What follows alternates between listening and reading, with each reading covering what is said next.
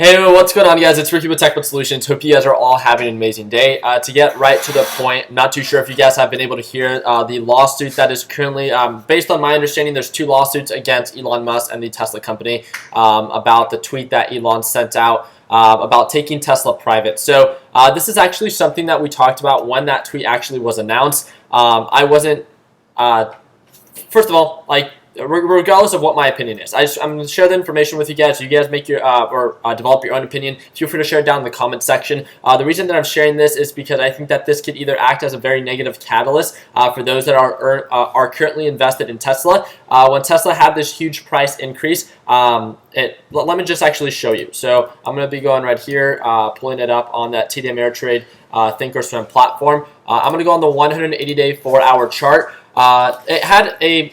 It had its earnings, right? And then when this news was announced, you guys can see the huge fluctuation in volume, pushed it up all the way up to 387. If we look at the 1-year analysis, so 52-week highs, very, very close to a 52-week high of 389, right?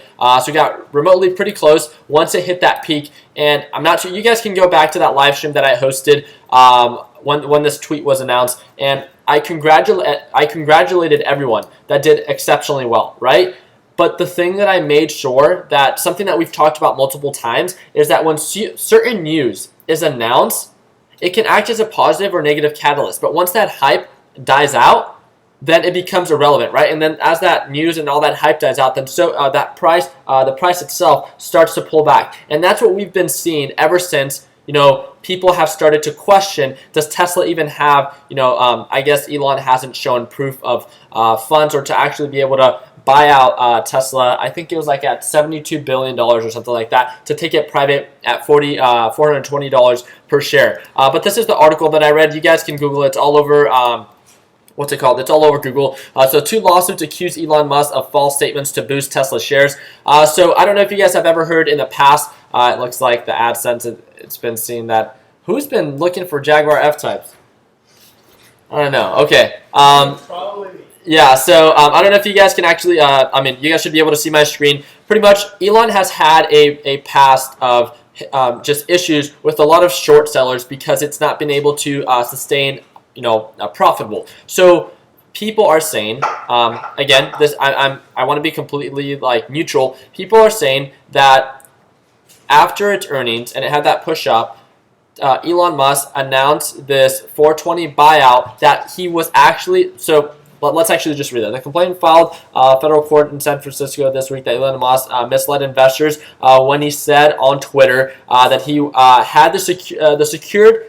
had secured the funding to take Tesla private, yet he has shown no proof. Again, that's pretty much just what they're saying. I don't know if he has, I don't know if he hasn't. And again, this is why I want to ask you guys. This is something that I need you guys to ask yourself if you guys want to continue to hold and invest in Tesla, or if you think that it was actually just a scheme of Elon to push out short sellers, right? For those that aren't familiar with what short sellers are, feel free to Google it, or there's a couple of YouTube videos that you can learn a little bit more about it. But he's had a huge past and issue with a bunch of short sellers, and there's 2 short sellers that ended up coming out and talking and pursuing Elon and Tesla legally. Based on my understanding, one of the short sellers had about 3,000 shares of Tesla that he was short selling, pushed up about 15%. So this is pretty much what I want to talk about. Pushed up about 15% from when that tweet came out, right? Pushed up 15%, almost 15%, about 14% actually. And then ever since that tweet has come out, right, from 387, it has pulled back to about 350. It's been doing a lot of consolidation. It's been making lower highs as well. It hasn't broken that support really at around 350.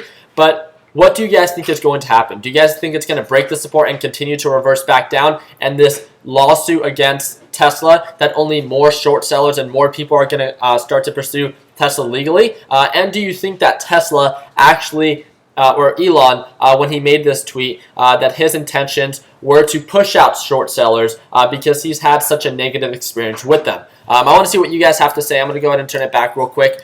Let's see. Let's see. Yeah, well, and this is something like, based on, again, a couple articles and a couple videos that we've been reading, there's been a couple companies that have dealt with, these series of short sellers before that are, according to them, right, very annoying to deal with when it comes down to like Amazon, I believe Facebook and Apple are ones that I've heard that have been influenced by these short sellers, but they've been able to overcome it without an issue. So do you think that this kind of just act that Elon Musk performed with that tweet of that 420 buyout? I mean, you have to think. This is the CEO of Tesla, right, announcing that there's a 420 buyout, a 420 buyout, right? Tesla was trading at like 350. So for it to push up, the 13 to 15% that it did, I mean, in the perspective of like someone wanting to invest in a company, like let's just say I'm a pretty like neutral new investor, right? And I hear that the CEO of Tesla, which is a very admirable company, puts out a tweet that, hey, I'm thinking about taking Tesla private, which means that at a 420 buyout, let's say the shares are right now trading at 350. If I buy it for 350 and then we get bought out, I just made $70 per share, right? So if I buy, whatever, 100 shares, I'm gonna make a killing, right? When it comes down to percentage growth. So do you think that tweet was in a form like manipulative, right? He didn't show any proof when it comes down to the funding that he had the funds to actually buy out or that he secured the funding? Or do you think that,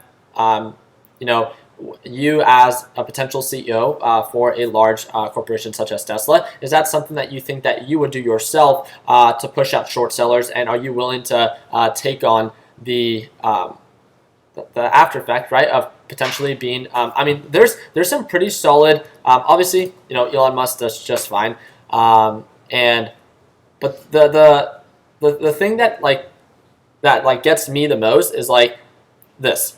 I don't know if this was actually the article that I read. It wasn't from CNN Money, but in the days it has lost.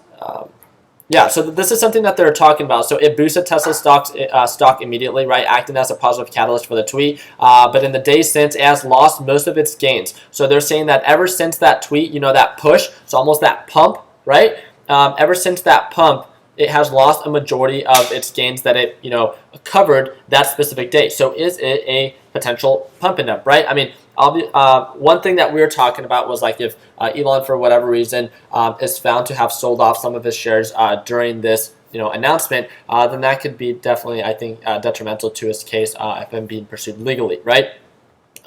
But based on my understanding, it was really just to push out short sellers. And would you be someone that could justify that? Do you think that it's fair to have such a strong influence in your, in your company? Because if you're thinking about pushing 13 to 14% for a multi-billion-dollar corporation, just think about the influence that you are having not only to your company, but also think about the future of how it is that your trust or your word is going to be worth. And I think that's definitely, I think that's the most like